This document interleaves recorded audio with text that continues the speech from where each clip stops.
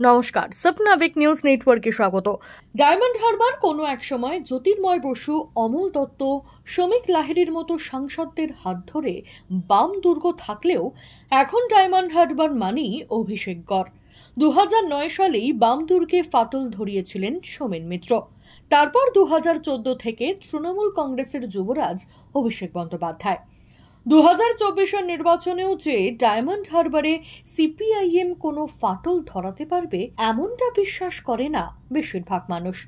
আর ISF বা নওসাদের জন্য অপেক্ষা করে এখানে প্রার্থীর নাম ঘোষণা করতেই দেরি হয়েছে বাম কংগ্রেস জোটের। তবে একেবারে স্লগ ওভারে এসে কিন্তু যুবরাজের গড়েই টি-20 ধাঁচে প্রচারে ঝড় তুলেছেন বামেদের তরুণ ব্রিগেডের অন্যতম মুখ এসএফআই এর রাজ্য সভাপতি প্রতীক-উর-রহমান। ভূমিপুত্রকে নিয়ে ডায়মন্ড হারবার যে এতটা মেতে উঠতে পারে সেটা এদিনের মিছিল না দেখলে বিশ্বাস করাই কঠিন হতো। তরুণ ব্রিগেডের ক্যাপ্টেন মীনাক্ষী মুখার্জির নেতৃত্বে বহুদিন পর বলতে গেলে একটা লাল দমকা বাতাস বয়ে গেল ডায়মন্ড হারবার কেন্দ্রে। মহেশতলার আকরা পুরাতন বাজার থেকে মিছিল শুরু হয়ে শেষ হয় ডাকঘর চন্দননগর হয়ে বাটা মোড়ে পৌঁছে।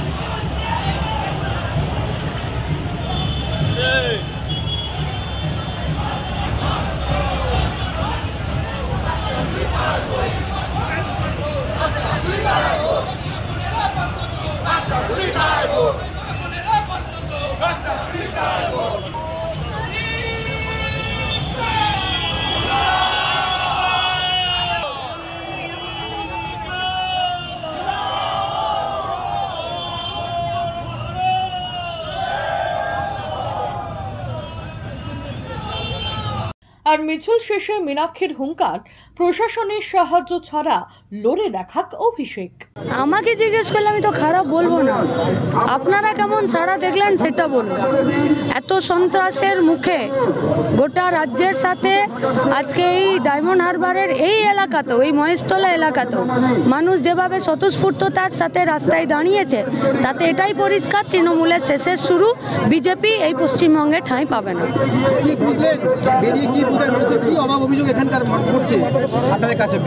অভাব অভিযোগ তো আপনি চোখের সামনেই দেখতে পাবেন, রাস্তাঘাট, এখানকার যত ছোট স্মল ইঞ্জিনিয়ারিং কারখানা ছিল সবকটা বন্ধ হয়ে গিয়ে আজকে গোটা রাজ্যটা সস্তায় শ্রমিক সাপ্লাইয়ের যেমন একটা গুদাম ঘরে পরিণত হয়েছে, সেরকম শুধু বাইরের রাজ্যে জিনিস তৈরি হবে আর আমাদের রাজ্যে এখানে লজিস্টিক হাব হবে, সেই গুদামে বাইরের রাজ্যে তৈরি করা, বাইরের দেশে তৈরি করা জিনিস এখানে থাকবে।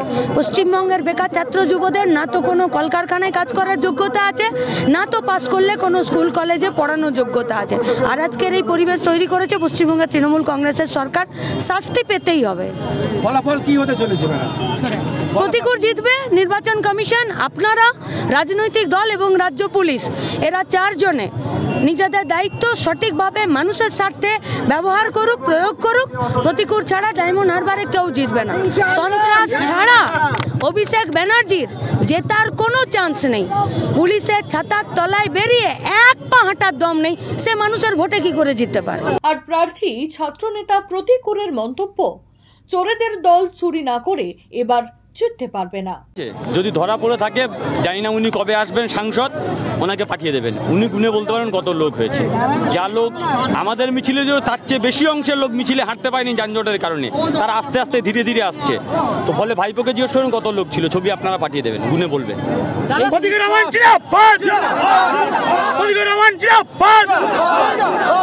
দাদা, শিক্ষা নিয়ে দুর্নীতি, চাকরি নিয়ে দুর্নীতি, আজকে আমরা দেখলাম যে ওবিসিদের নিয়ে প্রায় 5 লক্ষ ওবিসিদের নিয়ে হাইকোর্টে তাদের খারিজ করেছে। আরে এই সরকার নিজের দলের টিকিট দেওয়াকে নিয়ে দুর্নীতি করে, পঞ্চায়েতের টিকিট দিয়েছে সেই নিয়ে কাটমানি খেয়েছে, একে নিয়ে কি বলবো? গোটা তৃণমূল দলটাই তো দুর্নীতি। তৃণমূল মানে দুর্নীতি, দুর্নীতি মানে তৃণমূল, দুর্নীতিতে ভরা তৃণমূল, একে নিয়ে বেশি কিছু বলার নেই। আমরা প্রথম দিন থেকে বলেছিলাম ওবিসি নিয়ে বিনাভাবে যদি আইনের ভাগ যদি আপনি রেখে থাকেন তাহলে আদালতে থাপ্পড় খাবেন, আদালতে থাপ্পড় খেয়েছে। যেটাতে কতটা আশাবাদী মানুষ যদি ভোট দিতে পারে, মীনাক্ষী কারেক্টলি বলেছে, সন্ত্রাস ছাড়া এই ডায়মন্ড হারবার লোকসভা কেন্দ্রে অভিষেক ব্যানার্জি জেতার কোনো চান্স। সব মিলিয়ে দেরিতে হলেও ভোটের ময়দানে দৌড়চ্ছেন তরুণ ব্রিগেডের প্রতিকূল, কিন্তু তার পথের কাঁটা হয়ে দাঁড়াবে না তো স্বঘোষিত তৃণমূল বিরোধী আইএসএফ? প্রশ্ন এটাই। ডায়মন্ড হারবার থেকে মামুনি রায়, সাবনাভিক নিউজ। সমস্ত খবরের আপডেট পেতে লাইক করে সাবস্ক্রাইব করুন সাবনাভিক নিউজ। সেই সঙ্গে বেল বাটন প্রেস করতে ভুলবেন না। আপনাদের একটা সাবস্ক্রিপশন আমাদের জন্য অত্যন্ত মূল্যবান। জয় হিন্দ।